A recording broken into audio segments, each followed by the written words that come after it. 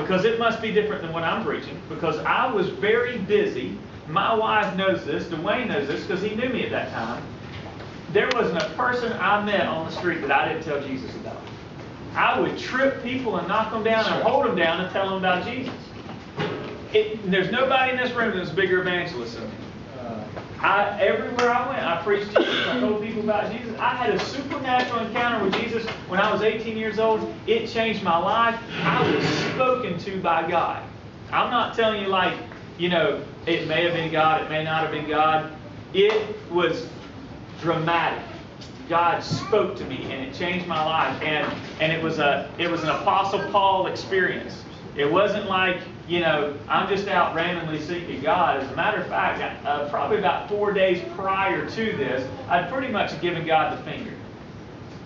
I pretty much said, if God's real and He doesn't reveal Himself to me, then He can take it. I don't have a lack of vocabulary there, but that was not good. We had it out. And here's what's crazy about that. I don't remember a time in my life, and I'm talking about these little kids' age, I don't remember a time in my life that I didn't have a relationship with God. But I knew the crisis that I was living in at 18 years old, and then God just stepped in and intervened and changed it. Now I'm talking about I did what I wanted to do and lived how I wanted to live. And then when that happened, I showed up at school and started telling everybody I'm going to be a minister. I'm going to preach the gospel everywhere I go.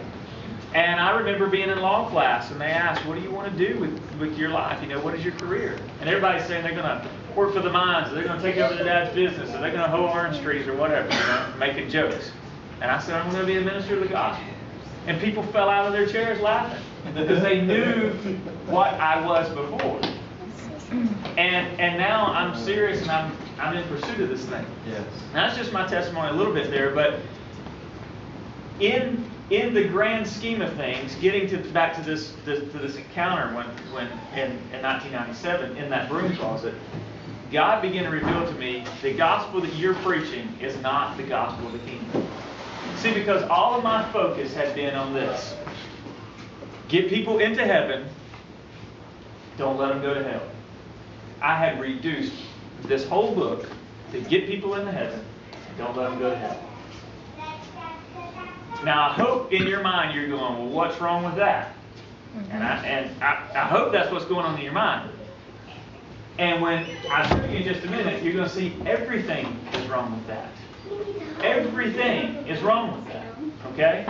It's wrong with it because in this reduction of the gospel, where we water it down and take everything away from it except for this: go to heaven, don't go to hell. Your reward is not, has never been, nor will it ever be, heaven.